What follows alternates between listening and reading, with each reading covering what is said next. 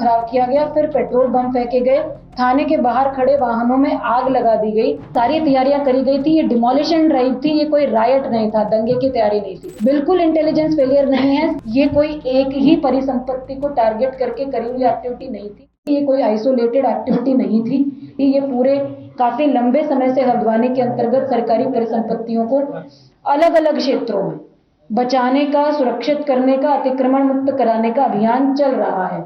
उसी के क्रम में इस प्रॉपर्टी पर, जो कि खाली प्रॉपर्टी है, जिसमें 2 स्ट्रक्चर्स हैं जो कहीं पर भी ना तो किसी धार्मिक संरचना के रूप में रजिस्टर्ड हैं, ना ही किसी प्रकार से मान्यता प्राप्त है। उन स्ट्रक्चर्स को कुछ लोग मदरसा कहते हैं, कुछ लोग उसको नमाज स्थल कहते हैं, लेकिन उसका विधिक रूप से दस्तावेजों के अंतर्गत कोई अस्तित्व वर्तमान में नहीं है। तो हमारे द्वारा डिमोलिशन ड्राइव जो है कंटिन्यू करने का निर्णय लिया गया, क्योंकि किसी भी प्रकार का स्टे संबंधित परिसंपत्ति पर नहीं था, किसी व्यक्ति का कोई अधिकार नहीं था। सामान्य रूप से एक विधिक प्रक्रिया अतिक्रमण हटाए जाने की अलग अलग क्षेत्रों में चल रही है, तो इस क्षेत्र में भी करी गई। इसको हमारी टीमें मूव हुई, हमारे रिसोर्सेज मूव हुए, किसी को कोई नुकसान नहीं पहुंचाया गया, किसी को प्रोवोक नहीं किया गया, किसी को उकसाने की कोशिश नहीं करी गई, किसी भी प्रकार की कोई ऐसी एक्टिविटी करने की कोशिश नहीं करी गई जिससे कि जन संपत्ति की हानि हमारी टीमों के माध्यम से या प्रशासन या पुलिस के माध्यम से हो। पीसफुली डिमोलिशन ड्राइव शुरू हुआ।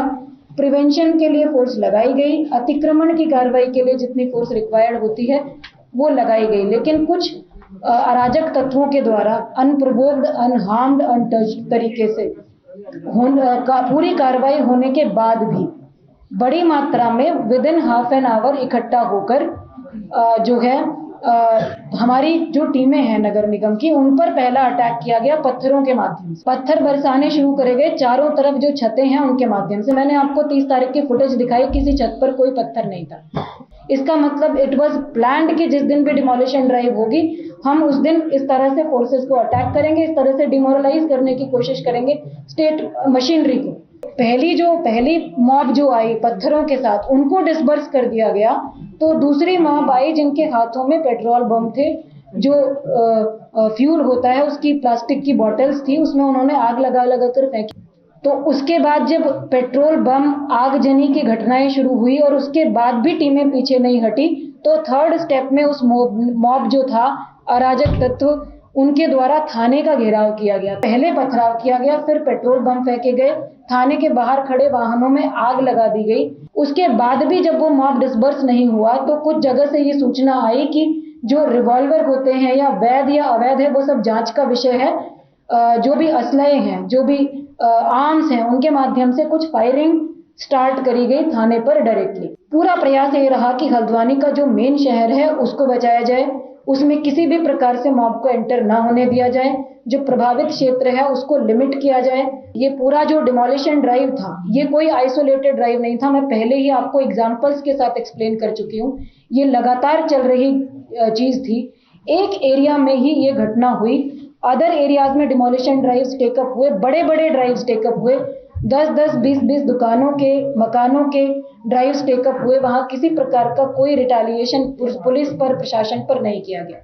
जिस प्रकार की घटना कल घटित हुई है उससे ये प्रतीत हो रहा है कि जितना ज्यादा समय दिया जाता, ये हमारा मंतव्य है कि जितना ज्यादा समय दिया जाता उतना ज्यादा प्रिपरेशन बढ़ती और उतना ज्यादा हल्द्वानी में और ज्यादा जनहानि और संपत्ति की हानि के हालात उत्पन्न होने की संभावना बढ़ती। ये जो मॉब था, जिन लोगों ने भी ये घटनाक्रम कल घटित किया है, इस मॉब का पूरा प्रयास स्टेट के जो सिंबल्स होते हैं, सिस्टम के जो एडमिनिस्ट्रेशन के जो सिंबल्स होते हैं, लॉ एंड ऑर्डर की जो व्यवस्था होती है, कानून की जो व्यवस्था होती है, उसको चुनौती देने का प्रयास था। इन्फोर्समेंट एक्टिविटी करने के लिए अगर किसी क्षेत्र में हमको वॉर जैसी प्रिपरेशन करनी पड़े तो क्या ये अपने आप में ये प्रश्न चिन्ह नहीं लगाता कि वो क्षेत्र कानून व्यवस्था का सम्मान करता है या नहीं करता है। बिल्कुल इंटेलिजेंस फेलियर नहीं है, सारी तैयारियां करी गई थी। ये डिमोलिशन ड्राइव थी, ये कोई रायट नहीं था, दंगे की तैयारी नहीं थी। डिमोलिशन ड्राइव के हिसाब से पूरी प्रिपरेशन करी गई थी और उतनी ही मात्रा में संसाधन रखे गए थे और इसीलिए कंट्रोल भी हो पाया। इतने स्ट्रिक्ट जो है रिटेलिएशन के बाद, इतने सीवियर रिटेलिएशन के बाद, इतने सीवियर लॉ एंड ऑर्डर के बाद भी अगर ये 2-2.5 घंटे के अंदर कंट्रोल हुआ और हल्द्वानी के मेन सिटी तक कुछ नहीं पहुंचा, तो ये प्रिपरेशन का फेलियर नहीं था, ये प्रिपरेशन की एक्चुअली सफलता है।